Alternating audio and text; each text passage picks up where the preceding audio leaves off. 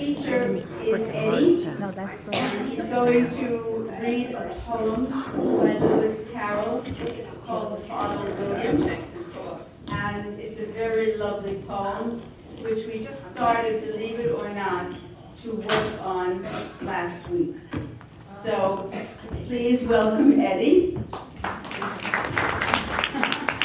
I want you to know this young gentleman just celebrated his birthday Wednesday. Friday, right? Yeah, yesterday is Friday. Yes, okay.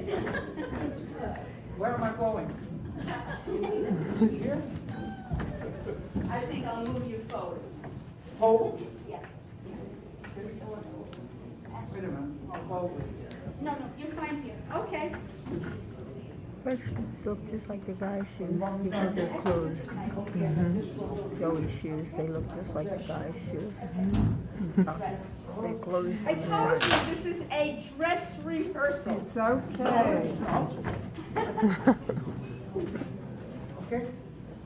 Your old father, William, the young man said, and your hair has become very white.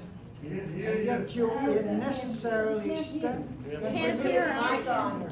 This microphone? Excuse me. Huh? Hello again. Eddie, you don't have your mic on? No. I have nothing. I told you this is a dress rehearsal. It really is a dress rehearsal.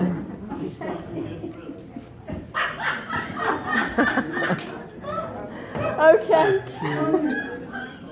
Mr.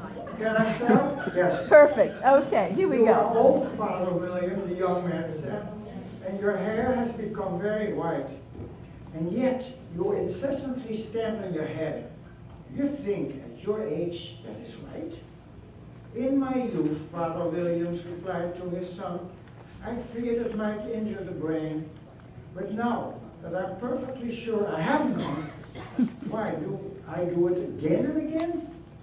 You are old, said the youth, as I mentioned before, and have grown most uncommonly fat. Here, look at it. And you turned a back somersault in at the door. Pray, what's the reason of that? In my youth, said the stage, as he shook his grey looks, I kept all my limbs very supple. But the use of this ointment, 1 shilling the box, allowed me to sell you a couple. You want some? No? You are old, said the youth, and your jaws are too weak for anything tougher than suet. Yet you finished the goose with the bones and the beak. Pray, how do you manage to do it? In my youth, said the father, I took to the law and argued each case with my wife. And the muscular strength which it gave to my jaw is lasting me the rest of my life. You are old, said the youth. One would hardly suppose that your eye was as steady as ever. Yet you balanced an eel at the end of your nose. What made you so awfully clever?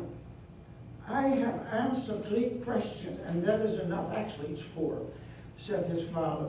Don't give yourself airs. You think I can listen all day to such stuff? Be off, or I'll kick you downstairs.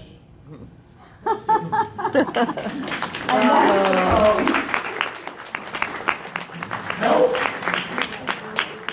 Short but sweet. Wait a minute.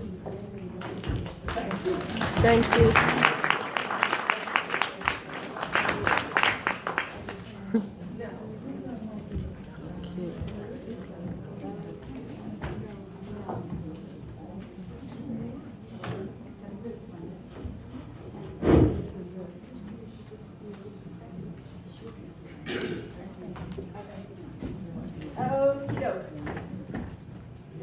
This is Mel, and Mel has written, I found out, several books and poems, and is a fantastic individual, as you probably know, because he's your neighbor, and he's going to recite one of his originals now. Okay. I'm going to write a poem that I wrote, coincidentally, for Father's Day. It's called Think About the Way It Was. it starts with, if I seem a little sloppy, or my hair is in a mess, think about the way it was when it was me who helped you dress. And if at times I ask you to repeat some words, and my hearing is a little weak, think about the way it was when it was me who helped you learn to speak. And if at times my face goes blank and my expression is unclear, think about the way it was when it was me you needed near. And so when I tell my stories, you think I am a bore. Think about the way it was when to you my every word was lore.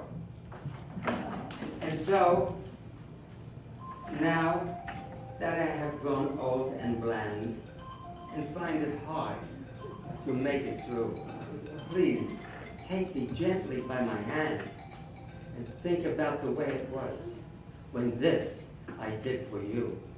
Oh, I love that. That was lovely. That really was That was lovely. nice. He has written so many poems, it was difficult to really choose one that would be, That was perfect. nice. Now, Ruth also, as you know, has been a concert pianist. She has played, she sings, she's a very interesting lady and has written also fantastic poems. She has performed before, and she's going to read one for you now. I'm going to give you the mic.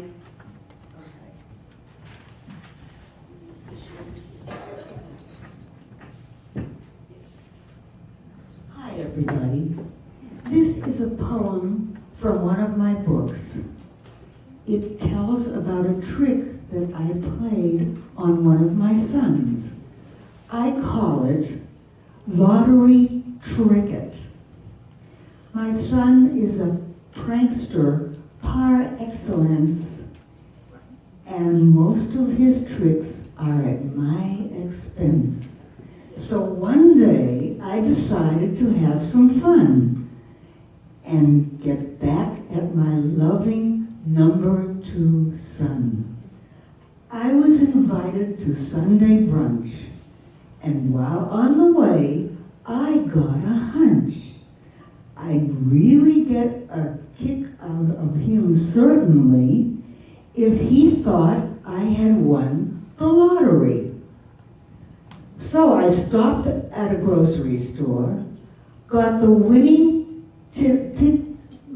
numbers picked from the night before, and bought the ticket 1 day late, figuring he wouldn't notice the date.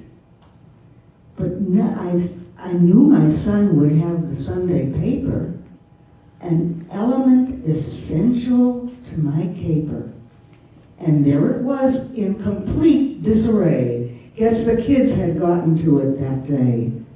I said, oh so innocently, you still have the paper, I see. I'm glad, because I threw mine away without checking my lottery ticket today. I took the ticket from my purse, then I let out a frustration-inspired sigh. I forgot my glasses, unfortunately.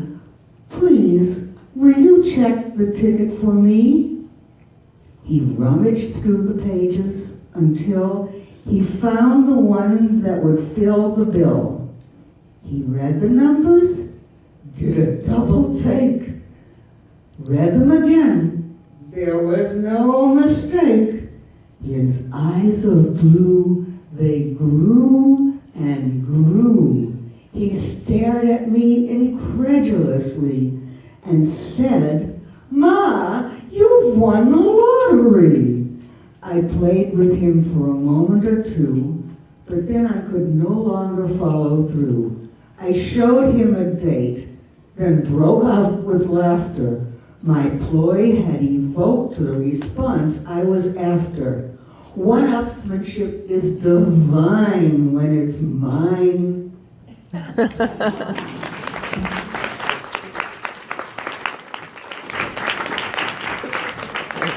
do it.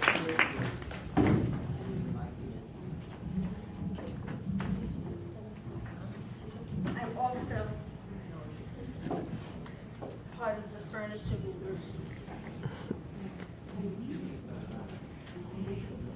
Out of the way. Mel is coming back now. He's going to perform a monologue from Brighton Beach Memoirs, that very famous, beautiful play.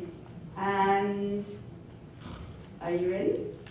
Okay, here we go.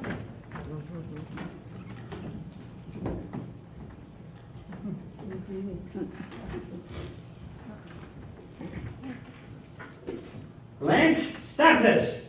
Stop it right now! What the hell is going on here? Two sisters having a fight they should have had 25 years ago? Oh, Blanche, you have to get it out? Go ahead, get it out.